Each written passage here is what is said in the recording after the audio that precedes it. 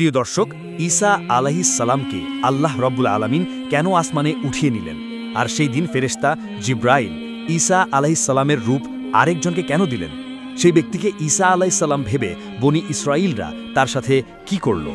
এছাড়াও ঈসা আলাইহিস সালাম আসমানে যাওয়ার আগে শেষ নবীর উম্মতদের উদ্দেশ্যে করে কি বলেছিলেন, এবং তিনি আবার কবে আসবেন এই পৃথিবীতে, আর দাজ্জাল সম্পর্কে তিনি কি বলেছিলেন, সেই সব কিছু জানবো আজকের ভিডিওতে। তাহলে চলুন শুরু করি আজকের ভিডিও। একদিন আল্লাহ রাব্বুল আলামিন হযরত ঈসা নবীর প্রতি ওহী নাজিল করে বললেন, হে ঈসা, তোমার উপর ইনজিল কিতাব নাজিল করা হলো। এরপর আল্লাহ রাব্বুল আলামিন তাকে আদেশ করলেন, হে ঈসা, তুমি তোমার এই নতুন শরীয়ত এবং কিতাব অনুযায়ী মানুষকে দ্বীনের পথে আহ্বান করতে থাকো। আল্লাহ রাব্বুল আলামিনের আদেশ মোতাবেক একদিন হযরত ঈসা আলাইহিস সালাম একটি জনসমাবেশে উপস্থিত হয়ে বললেন, হে আল্লাহ তাআলার বান্দারা, পূর্ববর্তী বিধান অনুসারে আমার নিকটে নতুন কিতাব এবং শরীয়ত নাজিল হয়েছে। অতএব এখন থেকে তোমরা পুরাতন কিতাবের বিধান বর্জন করে নতুন কিতাবের হুকুম অনুযায়ী জীবনযাপন করার অঙ্গীকার গ্রহণ করো। হযরত ঈসা আলাইহিস সালামের মুখ থেকে এসব কথা শোনা মাত্রই অবাধ্য বনী ইসরাইল প্রচণ্ড ক্ষিপ্ত হয়ে উঠল। তারা বলল, এতদিন আমরা তোমাকে একজন সৎ ও উত্তম মানুষ বলে মনে করতাম, কিন্তু এখন দেখছি তুমি সেই বিশ্বাসের সুযোগ নিয়ে আমাদের পূর্বপুরুষদের ধর্মনষ্ট করার ষড়যন্ত্র করছো। তোমার সাহস তো কম নয়, তুমি নিজে একটি নতুন শরীয়ত তৈরি করে আমাদের উপর তা চাপিয়ে দেওয়ার চেষ্টা করছো। শুনে রাখো, আমরা তোমার এই ষড়যন্ত্র এবং তোমার পরিকল্পনা কখনোই সফল হতে দেব না। যদি তুমি তোমার এই অসৎ পথ থেকে ফিরে না আসো, তবে আমরা তোমাকে হত্যা করতে বাধ্য হব। হযরত ঈসা আলাইহিস সালাম এই কথা শুনে তাদেরকে বললেন, তোমরা আমাকে হত্যা করার ভয় দেখাচ্ছ, কিন্তু এটা আমার কাছে অতি তুচ্ছ ব্যাপার। জেনে রেখো, আমি আল্লাহ তাআলার একজন মনোনীত নবী। সেই হিসেবে আল্লাহর নির্দেশ অনুসারে জাতিকে সত্য ও সঠিক পথে আহ্বান করা এবং তাদেরকে দ্বীনের দাওয়াত দেওয়া আমার একান্ত দায়িত্ব। অতএব আমি তোমাদেরকে এই সত্যপথ গ্রহণের জন্য বিশেষভাবে অনুরোধ জানাচ্ছি। অন্যথায় তোমাদের ওপর সেই রূপ আযাব নাজিল হবে যেই রূপ ইতিপূর্বে অন্যান্য উম্মাতের উপর নাজিল হয়েছিল। অতঃপর নবীর এই নতুন শরীয়তের কথা প্রচার হওয়ার সাথে সাথে বনী ইসরাইলদের মাঝে বিভিন্ন ধরনের আলোচনা এবং সমালোচনা শুরু হলো। কিছু অবাধ্য লোক নবীর বিরোধিতায় মেতে উঠল, আবার কিছু লোক হযরত ঈসা আলাইহিস সালামের নিকটে এসে কালিমা পড়ে ইসলাম ধর্ম গ্রহণ করল। নবী তার অনুসারীদের সামনে অসংখ্য মোজেজা প্রদর্শন করলেন।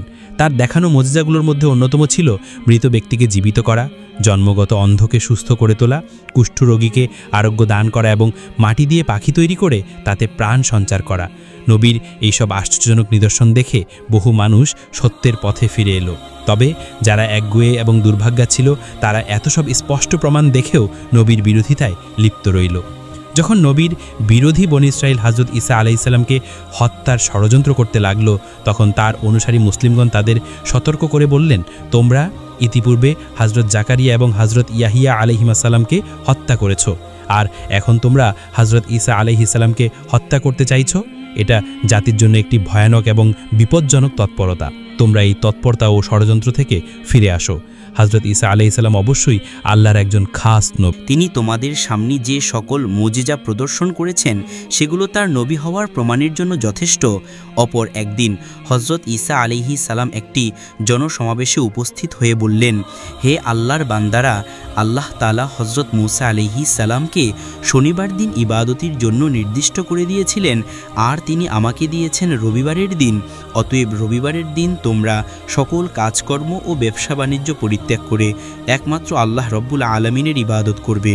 এই দিনে তোমরা আল্লাহ তাআলার কিতাব তিলাওয়াত করবে, মানুষকে সৎ কাজের আদেশ দেবে এবং মন্দ কাজ থেকে ফিরিয়ে রাখবে। কোনোরূপ পার্থিব কাজে মনোনিবেশ করা যাবে না। এই হুকুম অমান্য করলে আল্লাহ রব্বুল আলামিন তোমাদের উপর অসন্তুষ্ট হবেন এবং তোমাদের উপর তার শাস্তি, বিপদ আপদ এবং কঠিন আযাব আসার সম্ভাবনা বেড়ে যাবে। অতএব হে বনী ইসরাইল সম্প্রদায়, তোমরা আমার এই দাওয়াত কবুল করো এবং মনোযোগ সহকারে এই বিধানের উপর আমল করো। তিনি আরও বললেন, হে বনী ইসরাইলের ভাইরা, আমি তোমাদেরকে আরও একটি সুসংবাদ দিতে চাই। তোমরা জেনে রাখো, আল্লাহ রব্বুল আলামিন আমার উপর যে কিতাব নাজিল করেছেন, আমি তার হুকুম প্রতিষ্ঠিত করার জন্য দিন রাত চেষ্টা চালিয়ে যাব। তবে আমার পর তোমাদের নিকটে আরও একজন মহান নবী আগমন করবেন। আমি তার সুসংবাদ তোমাদের কাছে রেখে যাচ্ছি। তার নাম হবে মুহাম্মদ। তিনি হবেন পৃথিবীর সর্বশ্রেষ্ঠ এবং সর্বশেষ নবী।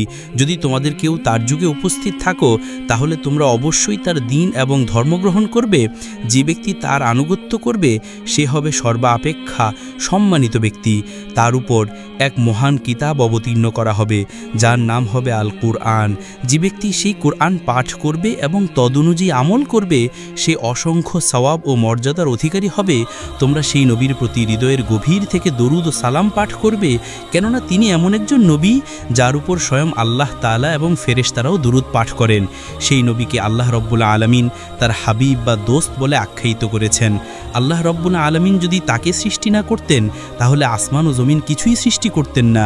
অতএব এর মাধ্যমে তোমরা বুঝে নাও তার মান ও মর্যাদা কতটা সুউচ্চ। আমি একজন নবী হওয়া সত্ত্বেও সেই আখেরি নবীর একজন সাধারণ উম্মতের অন্তর্ভুক্ত হওয়ার জন্য অত্যন্ত আগ্রহী।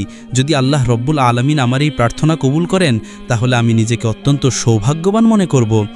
ধর্মদ্রোহী বনি ইসরাইল হজরত ঈসা আলাইহিস সালামের বক্তব্য শুনে বলল, এ তো দেখছি হজরত মূসার শরীয়তকে বাতিল করে নিজে এক নতুন শরীয়ত প্রবর্তনের মাধ্যমে রাজনৈতিক ক্ষমতা দখলের ষড়যন্ত্র করে চলেছে।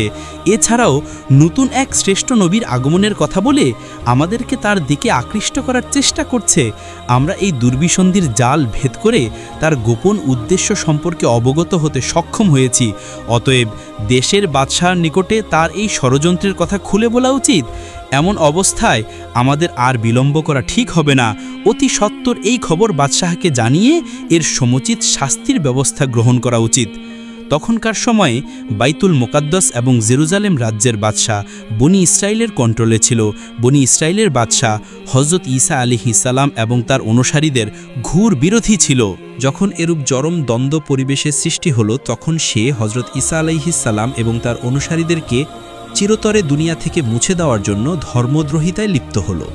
হজরত ঈসা আলাইহিস সালাম এবং তার অনুসারীদেরকে কিভাবে দুনিয়ার জমিন থেকে চিরদিনের জন্য নিশ্চিহ্ন করা যায় এই ব্যাপারে বাদশাহ একদিন একটি গোপন মিটিং ডাকল। বাদশাহ সেই মিটিং নিয়ে বলল, তোমাদের পূর্বপুরুষদের ধর্মকে নিশ্চিহ্ন করে দেওয়ার জন্য যে লোকটি ষড়যন্ত্রে লিপ্ত হয়েছে তাকে এবং তার অনুসারীদেরকে এই দুনিয়ার জমিন থেকে নিশ্চিহ্ন করা আমাদের একান্ত দায়িত্ব এবং কর্তব্য। এরা নবীদের শত্রু এবং আল্লাহর শত্রু। তোমরা নিশ্চিন্তে থাকো, এই ব্যাপারে তোমাদের যত সাহায্য প্রয়োজন আমি সর্বোচ্চ সাহায্য করতে প্রস্তুত, কারণ আমি জানি এদেরকে নিধন করা সওয়াবের কাজ এবং এতে অংশগ্রহণ করতে পারলে নিজেকে ধন্য মনে করব।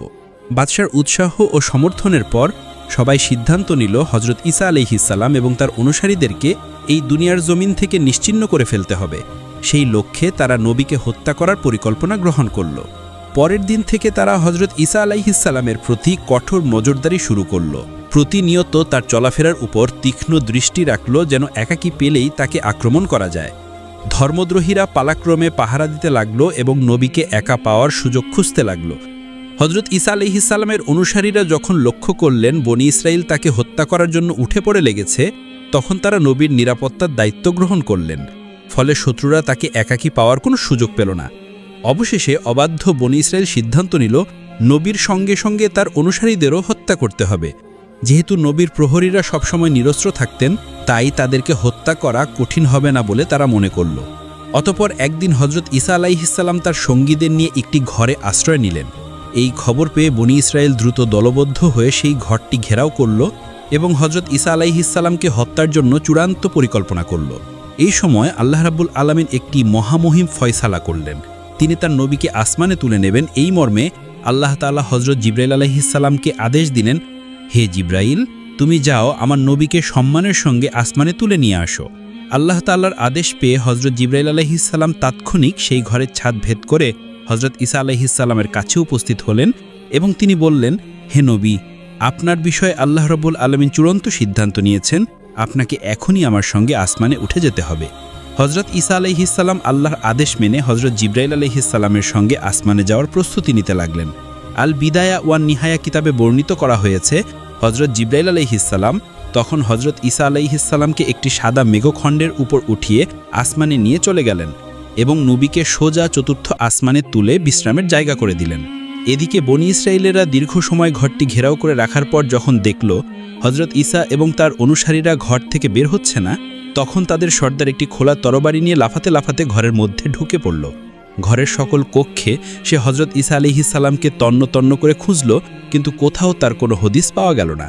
এমন সময় হজরত জিব্রাইল আলাইহিসসালাম তার মুখমণ্ডলে একটি ফুঁক দিয়ে দিলেন। তখন তার চেহারা হজরত ঈসা আলাইহিসসালামের চেহারায় রূপান্তরিত হয়ে গেল। এমন অবস্থায় যখন সে ঘরের বাইরে আসলো, তখন বনি ইসরায়েলেরা তাকে ঈসা আলাইহিসসালাম মনে করে পাকড়াও করে ফেলল এবং তার উপর প্রচণ্ড মারধর আরম্ভ করলো। কি থেকে কি হয়ে গেল সর্দার কিছুই বুঝতে পারল না। বনি ইসরায়েলের সর্দার তখন চিৎকার দিয়ে বলতে লাগলো, ভাইরা তোমরা কি করছো? তোমরা আমাকে মারছো কেন? তোমরা আমাকে চিনতে পারছো না? আমি তোমাদের সর্দার। আমি ঈসাকে সব জায়গায় খুঁজে হয়রান হয়ে গেছি, কিন্তু কোথাও তাকে খুঁজে পাইনি। তোমরা ঈসাকে না পেয়ে এখন আমাকেই হত্যা করতে চাইছো?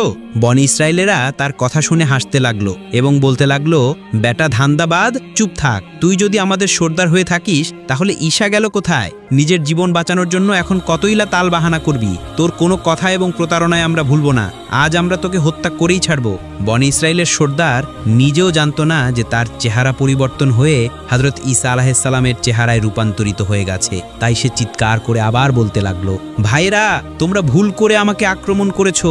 তোমাদেরকে নিয়ে আমি যাকে হত্যা করার জন্য এখানে এসেছি তাকে ঘরের মধ্যে কোথাও পেলাম না। মনে হয় সে একজন জাদুকর, তাই সে সকলের চোখে ধুলো দিয়ে পালিয়েছে। কিন্তু কে শোনে কার কথা? বনি ইসরায়েলেরা তাদের সর্দারের উপর এইভাবে কিছুক্ষণ নির্যাতন চালানোর পর তাকে শুলে চড়ানোর জন্য সমস্ত ব্যবস্থা গ্রহণ করে ফেলল।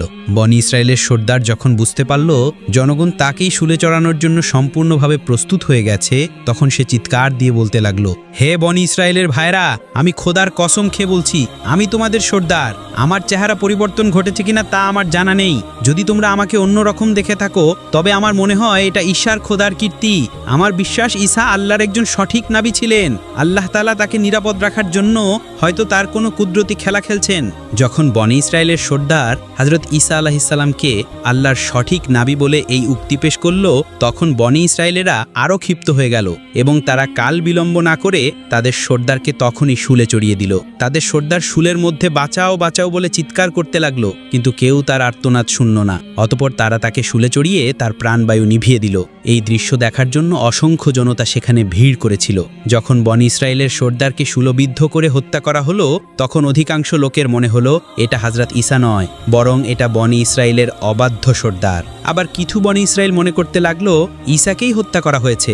এটা নিয়ে তাদের নিজেদের মধ্যে ভীষণ বিবাদ এবং তলোয়ারবাজি আরম্ভ হলো। অধিকাংশ লোক বিমর্ষ হয়ে গেল। কেউ বলতে লাগলো তারা তাদের সর্দারকে হত্যা করেছে, আবার কেউ বলতে লাগলো তারা ঈসাকে হত্যা করেছে। আর এটাই ছিল আল্লাহ রাব্বুল আলামিনের এক অপূর্ব লীলা খেলা। এই অবস্থা দেখে হযরত ঈসা আলাইহিসসালামের অবর্তমানে বহু বনি ইসরায়েল হযরত ঈসা আলাইহিসসালামের উপর ঈমান আনলো এবং তারা কালিমা পাঠ করে হযরত ঈসা আলাইহিসসালামের শরীয়তের উপর জীবনযাপন করার জন্য অঙ্গীকারবদ্ধ হলো। কিন্তু হযরত ঈসা আলাইহিসসালাম এখন কোথায় আছেন তার প্রকৃত অবস্থা সম্পর্কে সকলে চিন্তিত হয়ে গেল এবং অনেকে তার সন্ধানে ব্যস্ত হয়ে পড়ল।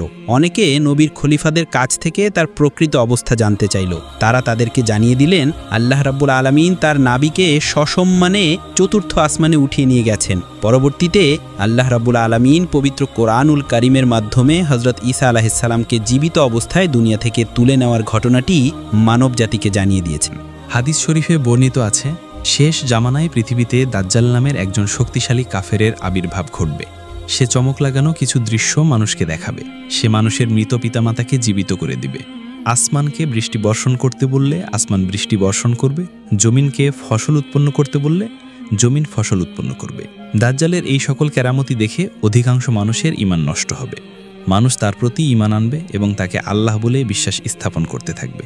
যখন দাজ্জালের ফিতনা এই পৃথিবীতে চরম আকার ধারণ করবে, তখনই আল্লাহ রব্বুল আলামিন তাকে হত্যা করার জন্য হযরত ঈসা আলাইহিসসালামকে আবারও পৃথিবীতে প্রেরণ করবেন। যখন হযরত ঈসা আলাইহিসসালাম এই পৃথিবীতে পুনরায় আসবেন, তখন তিনি আমাদের নবী হযরত মুহাম্মদ সাল্লাল্লাহু আলাইহি ওয়াসাল্লামের একজন উম্মত হয়ে আসবেন। হযরত ঈসা আলাইহিসসালাম এই পৃথিবীতে আগমনের পর দাজ্জালকে হত্যা করবেন এবং মুমিনদেরকে নিয়ে পৃথিবীতে তিনি একটি ইসলামী রাষ্ট্র কায়েম করবেন। হাদিস শরীফে বর্ণিত আছে, হযরত ঈসা আলাইহিসসালাম এই পৃথিবীতে পুনরায় আগমন করার পর 40 বছর জীবনযাপন করবেন। অতঃপর তার ইন্তেকাল হবে এবং তাকে রাসূল সাল্লাল্লাহু আলাইহি ওয়াসাল্লামের রওজা মুবারকের পাশেই দাফন করা হবে।